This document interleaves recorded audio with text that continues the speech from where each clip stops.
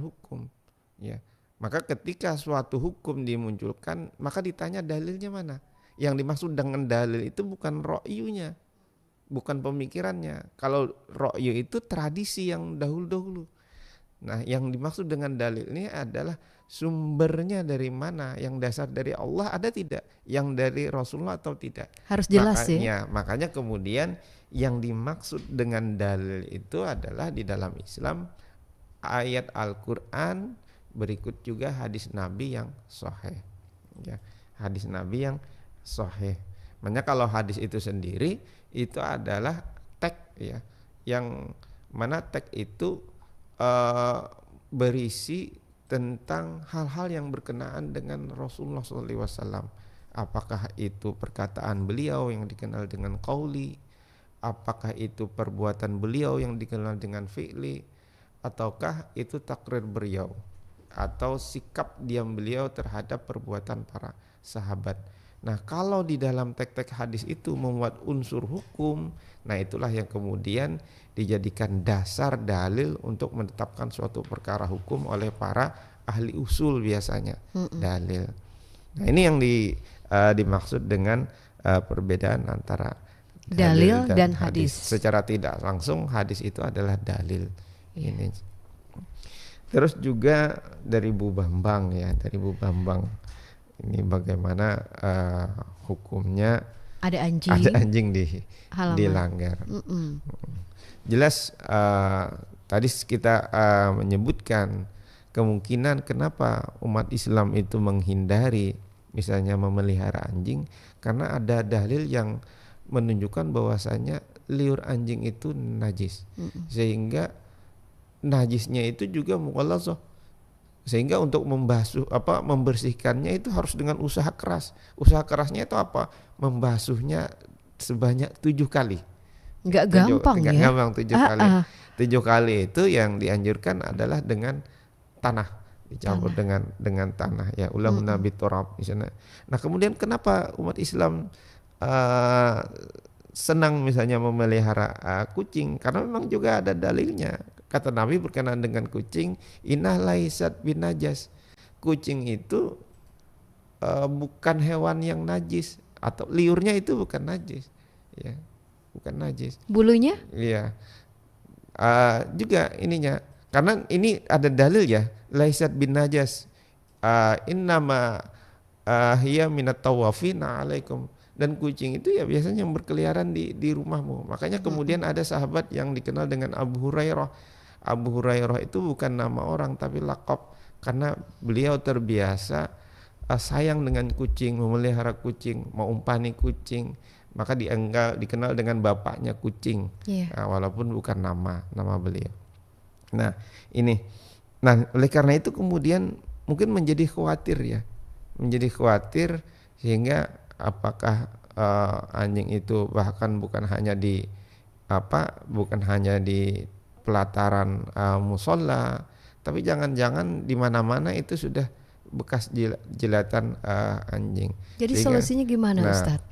Oleh karena itu tentu harus dimusyawarahkan dulu dengan masyarakat sekitar. Takutnya juga masyarakat sekitar ini agamanya apa?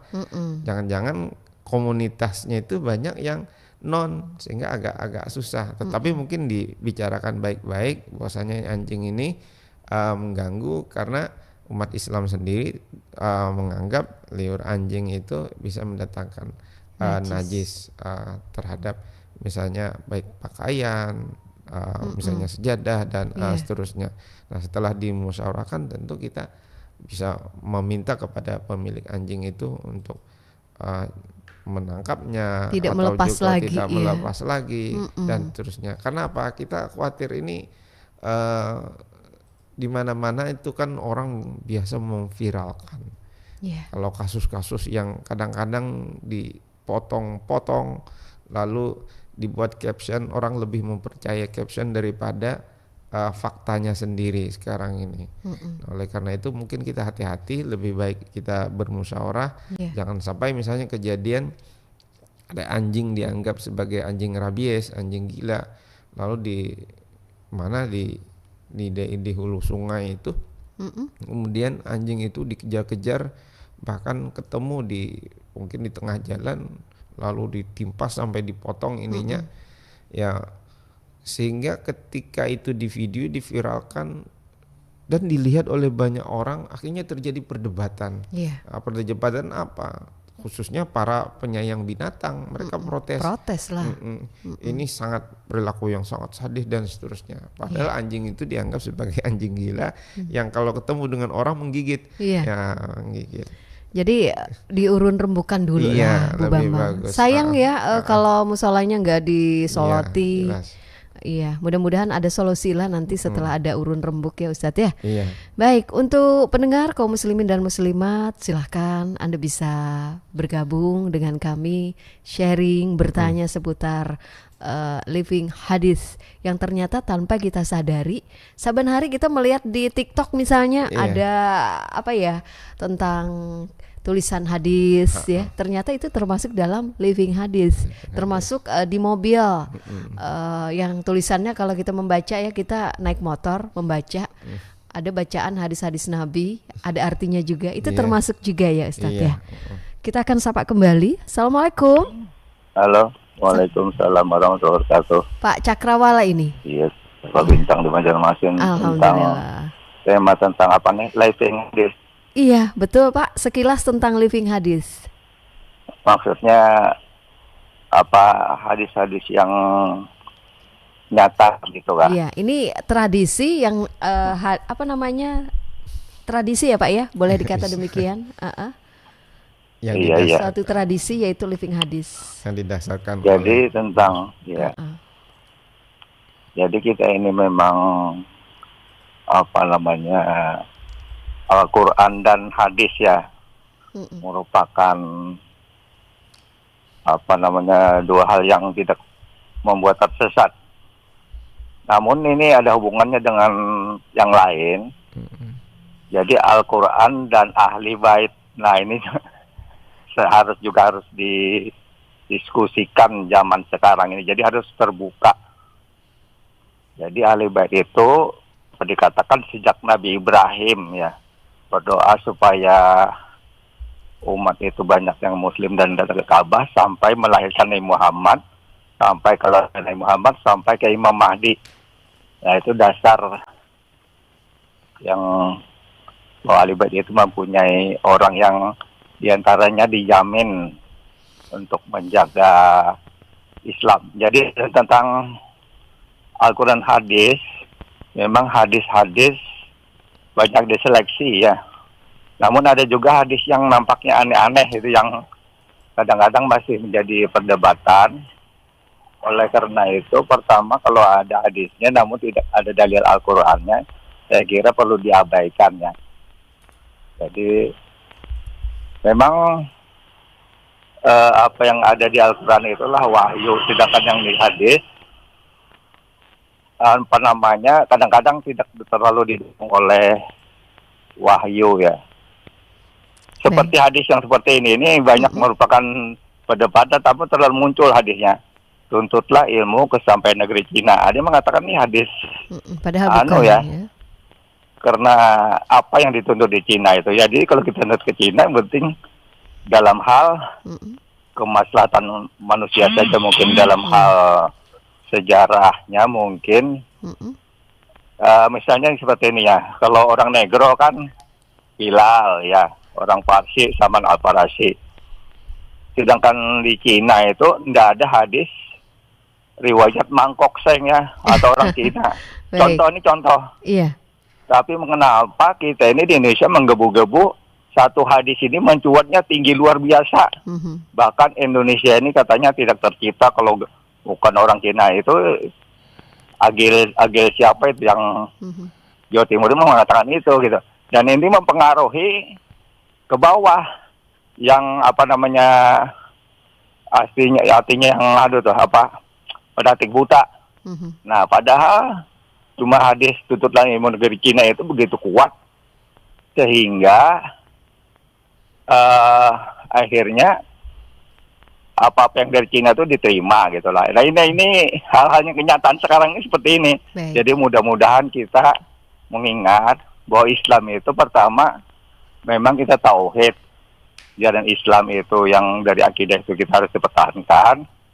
Hal-hal yang bersifat sejarah, saya kira ditentukan sini kan di Negro, orang Parisi, itu tadi banyak meriwayatkan hadis. Yeah. Sedangkan hadis riwayat orang Cina, saya tidak pernah menemukannya gitu. Nah, cuma hadis yang seperti ini kok mencuat sekali. Nah, ini mudah-mudahan kita dapat mendiskusikan lebih baik lagi. Semoga Indonesia ini bisa mengambil jalan-jalan yang baik dan lurus. Terima kasih. Assalamualaikum. Waalaikumsalam warahmatullahi wabarakatuh. Terima kasih ya. Ini masukan dari beliau Pak Ustadz Fahmi Riyadi. Katanya tidak hanya Al-Quran dan hadis tapi juga ahli bait ya. Ini katanya perlulah didiskusikan. Dan mengenai ini mungkin motivasi ya, kata motivasi, tuntutlah hadis sampai ke negeri Cina. Apakah ini hadis atau gimana gitu ya? Kok mencuat tinggi banget? Kalau hadis itu kan kayaknya perlu kita ikuti karena ini kan berkaitan dengan kebiasaan Rasulullah. Nah, nanti sedikit mungkin Ustadz Fahmi Riyadi bolehlah menanggapi untuk Pak Cakrawala. Kita akan sapa pendengar yang ingin gabung kembali. Assalamualaikum. Waalaikumsalam warahmatullahi wabarakatuh. Ibu Rohina. Nggih, silakan Bu. Assalamualaikum warahmatullahi wabarakatuh, Ustaz. Waalaikumsalam warahmatullahi wabarakatuh. Ulun tadi kata jana, lamun indah memakai tuntutlah ilmu dari sampai ke negeri Cina. Dari Buayan kayak itu kah sampai ke negeri Cina. Nah, jadi kita memakai kayak itu aja. Tuntutlah ilmu dari Buayan sampai ke Liang Lahat. Nah, itu aja nang bagus kita pakai. Okay. Nah, menurut ulun, ulun mohon penjarhantian Ustaz. Terima kasih. Minal aidin wal faizin. Mohon maaf dan batin, Mbak Rinda. Mbak Niar. Oh, Mbak Niar. Nggih. Ini hampir sama nih suaranya. Nggih. Sehat terus ya Bu ya. Assalamualaikum warahmatullahi wabarakatuh. Waalaikumsalam warahmatullahi wabarakatuh. Terima kasih Bu Hajah Rohina. Kata beliau digantilah istilah yang tuntutlah ilmu sampai ke liang lahat. Itu katanya lebih baik. Kita sapa lagi di belakang beliau. Assalamualaikum. Waalaikumsalam warahmatullahi wabarakatuh. Pak Sadam. Assalamualaikum Pak Ustadz. Waalaikumsalam warahmatullahi wabarakatuh. Pak Sadam, Kota Baru ya? Di Banjarmasin sekarang. Oh, saat ini di Banjarmasin. Begini Pak Ustadz ya, menyambung dari rekan kita yang pertama itu mengatakan tuntutlah ilmu sampai ke negeri Cina ya. Artinya utlubul ilma walau bisin kalau tidak salah itu ya. Nah, mohon dikoreksi. Jadi ini apakah suatu hadis atau sekedar saran begitu loh. Nah, iya kan? Nah, jadi kita tidak sembarang mengatakan bahwa itu hadis karena di dalam buku I'tiqad Ahlussunnah wal Jamaah karena Sadam punya ya, kemudian diulas oleh Bapak almarhum Hamka, itu semacam ada hadis di bawah itu tapi saya lupa kata-katanya, padahal itu sebenarnya hanya sekedar pantun doang begitu loh. Nah, karena yang meriwayatkan itu tidak jelas, kemudian kalau kita yang jelas itu kan mesti ada muttafaqun alaih kalau tidak salah. Nah, mohon dikoreksi juga Pak Ustadz. Terima kasih. Assalamualaikum warahmatullahi wabarakatuh. Waalaikumsalam warahmatullahi wabarakatuh. Minta penjelasan dan ketegasan Ustadz mengenai hadis atau motivasi gitu ya, mengenai tuntutlah ilmu dari mana tadi, dari Buayan sampai ke Cina gitu ya. Baik, di belakang Pak Sadam kita akan bacakan satu pertanyaan dari Ibu Rahmaniyah di WhatsApp. Apakah bulu anjing juga dianggap najis dan kalau tersentuh harus dicuci 7 kali? Salah satunya pakai tanah. Atas pencerahan Ustadz, terima kasih. Silakan Ustadz, nggih? Ya, bulu anjing. Ini ada 3 penanya. Tadi Pak Cakrawala beliau sharing ya, menambahkan juga. Tapi boleh Ustadz menanggapi sedikit, nggih? Ya, baik. Dari Pak Cakrawala Bintang banyak ya. Pertama itu berkenaan dengan ahlul bait. Ya, tentu ini merupakan ada diskusi tersendiri ya kalau bicarakan tentang ahlul bait. Tapi tentu saja di dalam Islam kita diajarkan begini di dalam Islam. Pertama, Islam itu sangat menghormati prestasi, bukan prestise. Prestasi. Ya, prestasi bukan prestise ya. Yang ininya sangat menghormati, oleh karena itu maka sangat dianjurkan masing-masing kita itu berusaha untuk beramal sekuat tenaga agar kita ini menghasilkan prestasi, bisa dalam konteks keagamaan secara khusus, menjadi pribadi yang soleh, pribadi yang bermanfaat dan seterusnya. Nah, tentu saja prestise ini juga bisa digunakan sejak zaman dahulu. Orang memang banyak juga menggunakan, bahkan sejak zaman Nabi Ibrahim. Kalau kita melihat di dalam ayat Al-Quran ya, di dalam surah, Nabi Ibrahim pun juga minta agar anak cucu beliau itu seperti beliau, menjadi nabi dan seterusnya. Baik, misalnya kita sebutkan saja dalam surah Al-Baqarah ya, ayat 124, di sana Nabi Ibrahim berkata, atau Nabi Ibrahim disebutkan begini oleh Allah Subhanahu wa taala, wa idzibtala Ibrahim rabbuhu bikalimatin fatammahun.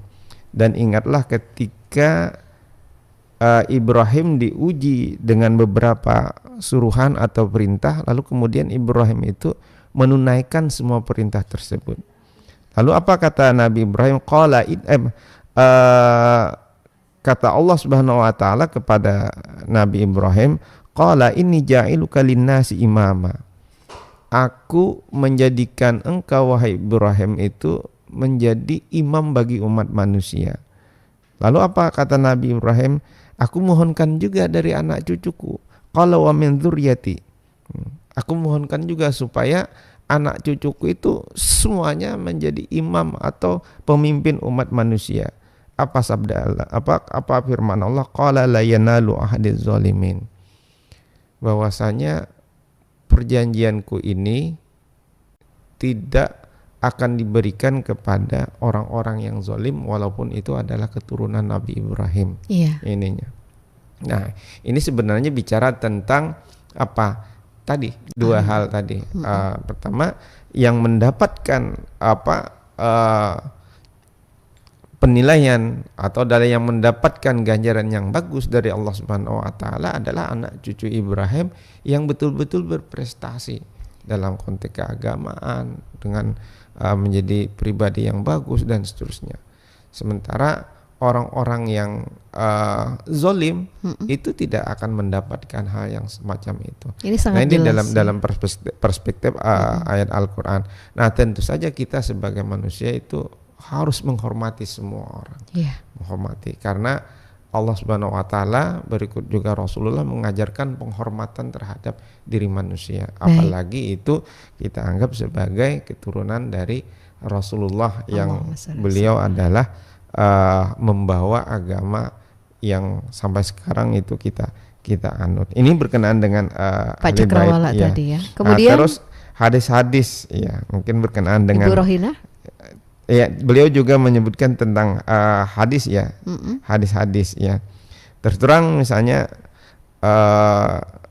apakah yang disebutkan oleh Ibu Rohina ataupun juga yang disebutkan oleh Pak Cakrawala Bintang tentang utlubul ilma walau bisin, atau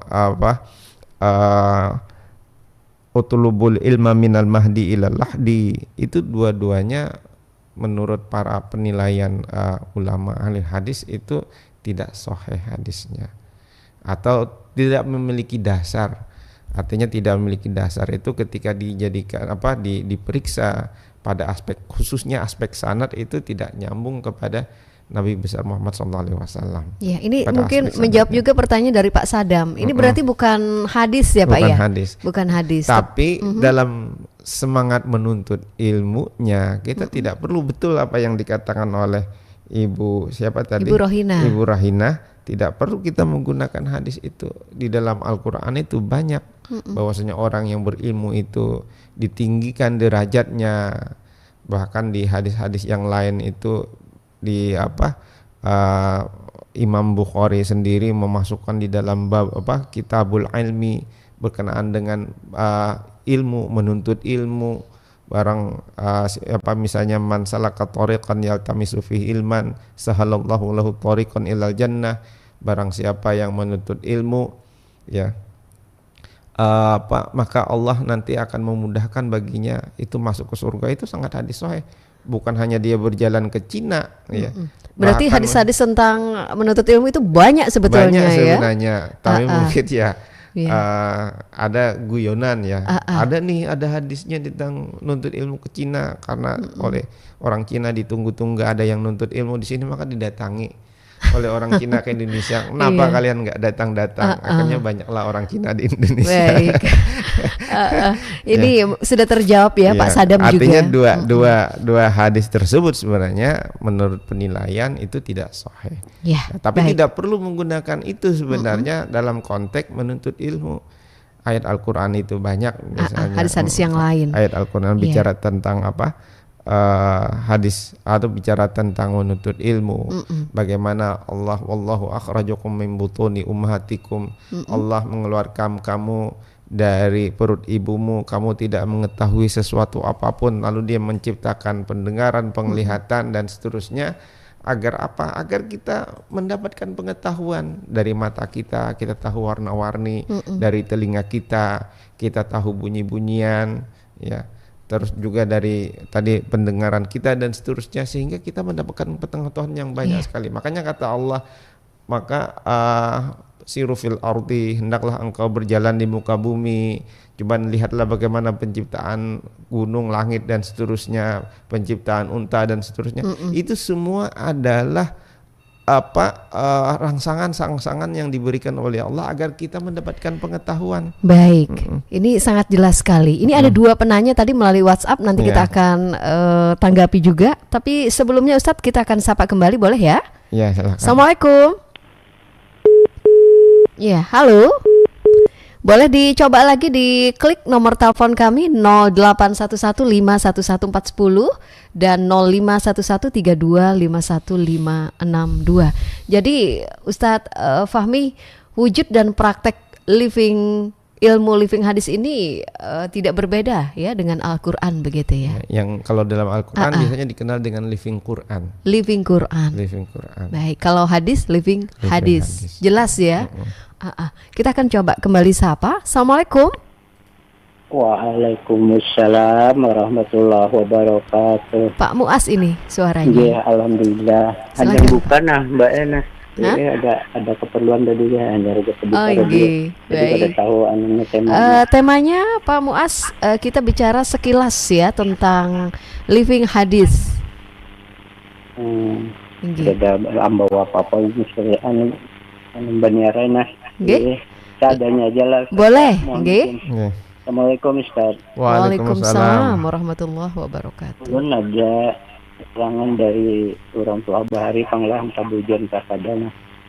Ujar beliau yang menjawab pertanyaan kita oleh malaikat di dalam kubur itu adalah ilmu-ilmu yang di sisi Allah. Nah, itu apa maksudnya Ustaz?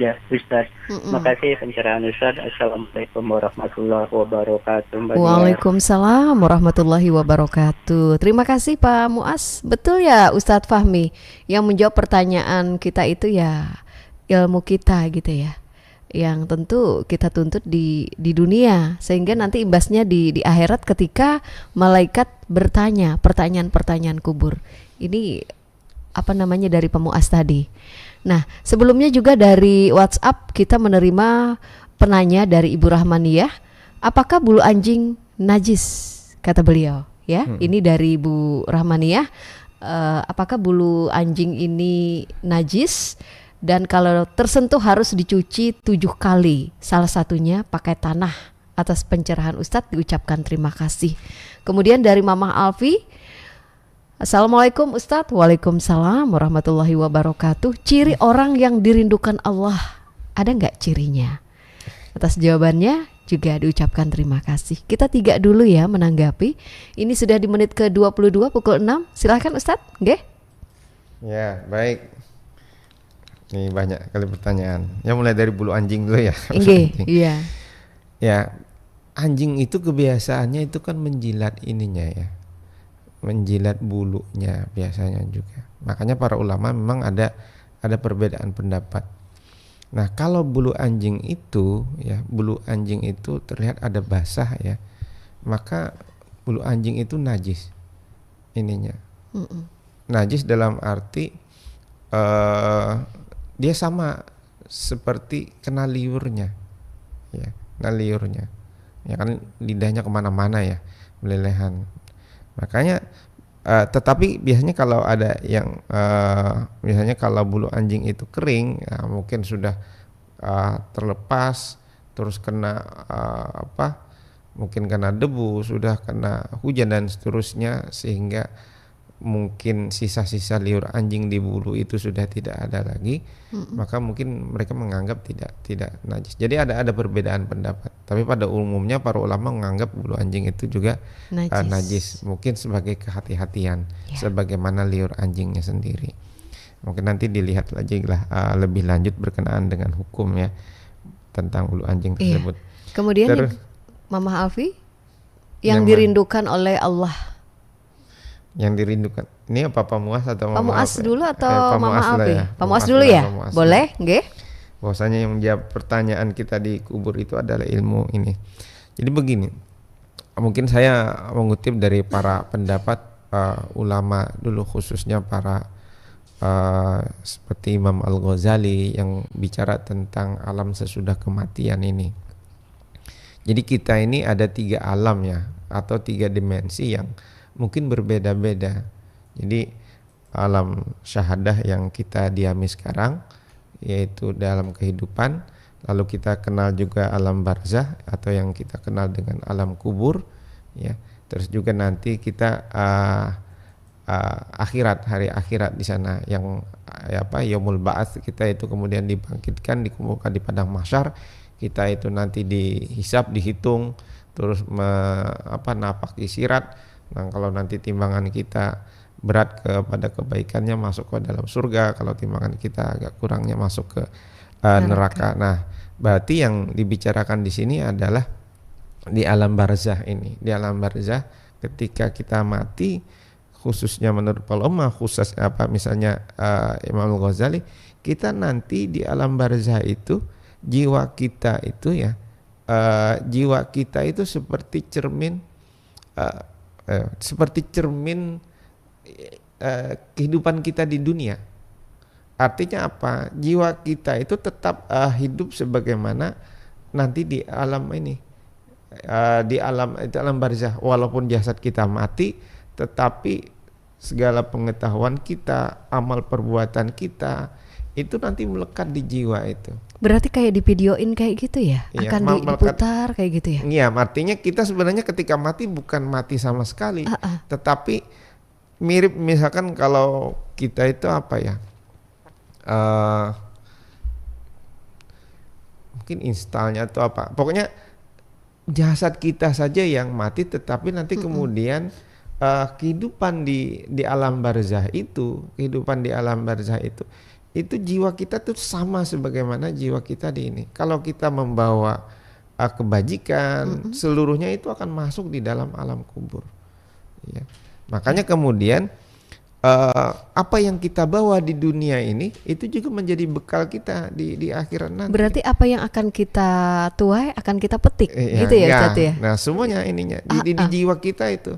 Makanya kemudian ada doa dari Nabi misalnya yang kita baca di dalam sholat agar kita terhindar dari azab kubur.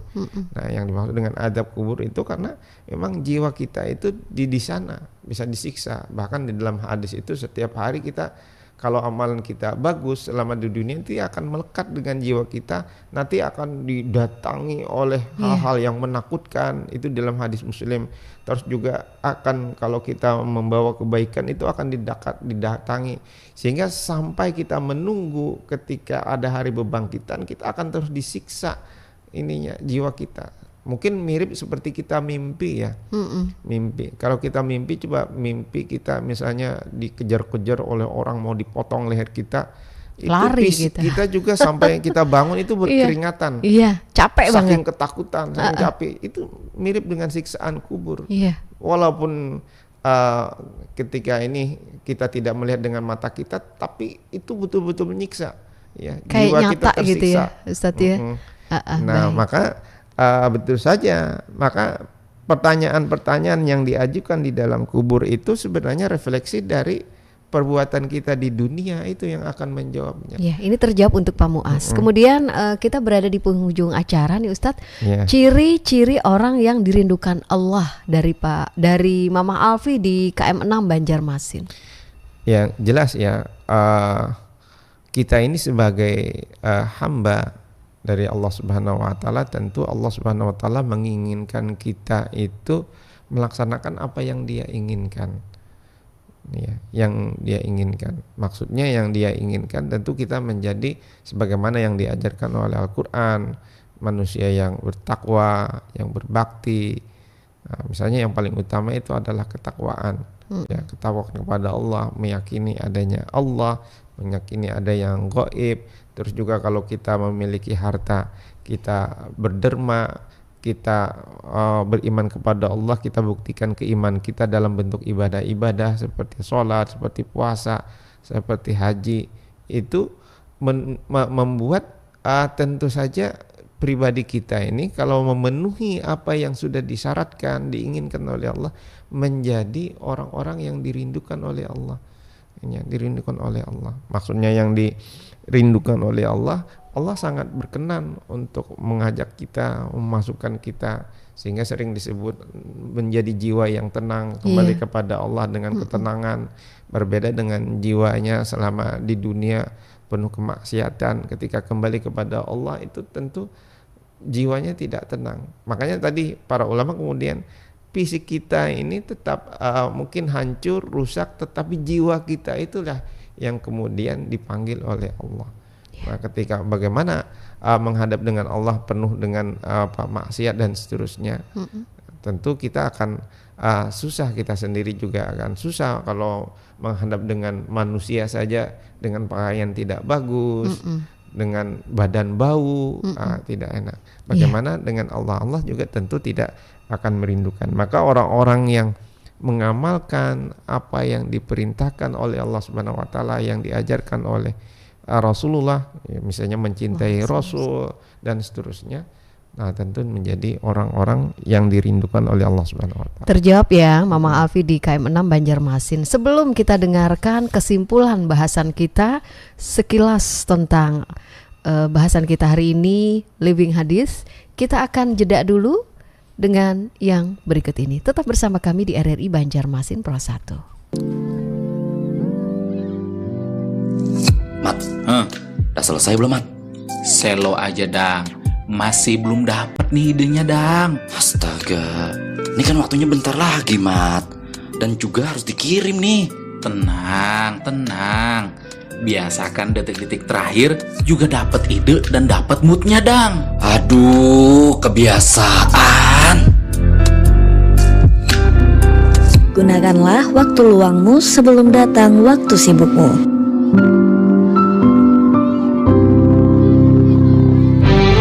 Subuh Pro 1 FM. Kami ucapkan terima kasih untuk pendengar dan pemirsa yang selalu setia bersama dengan RRI Banjarmasin Pro 1 dalam acara Kuliah Subuh.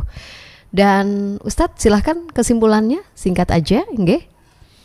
Ya baik, jadi berkenaan dengan Living Hadis, bagaimana yang sudah kita jelaskan secara sederhananya itu adalah di mana praktek keseharian masyarakat baik secara tulis, baik secara lisan atau yang dipraktikkan dalam keseharian yang itu didasarkan oleh hadis-hadis Nabi itu disebut dengan living hadis.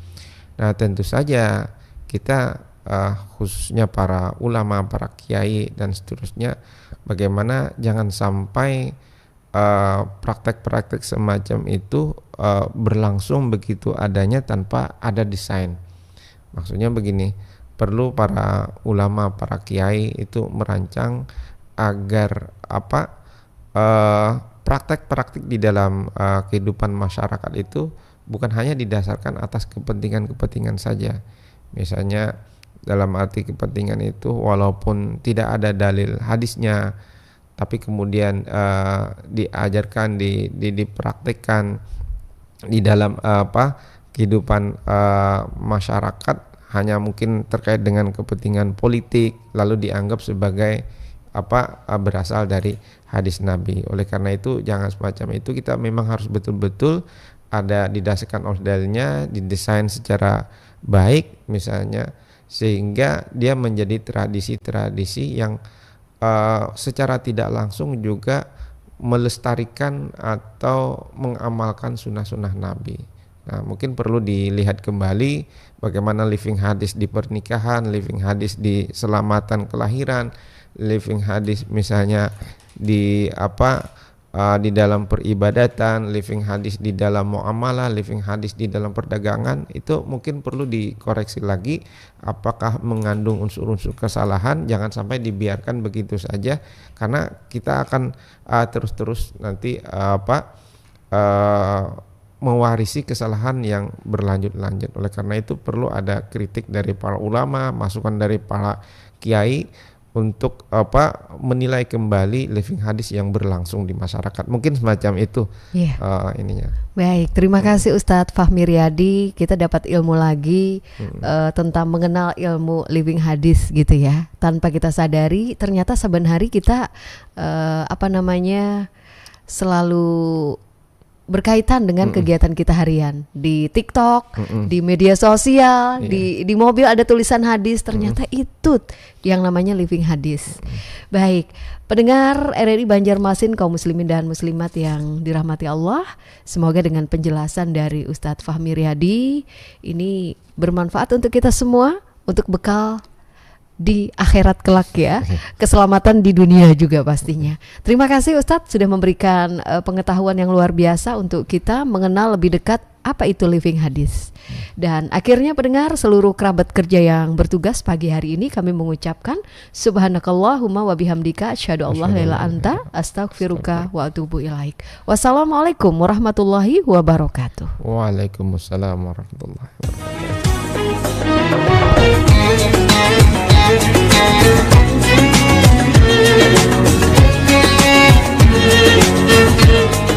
Telah kita ikuti bersama Kuliah Subuh Pro 1 RRI Banjarmasin, kanal informasi dan inspirasi.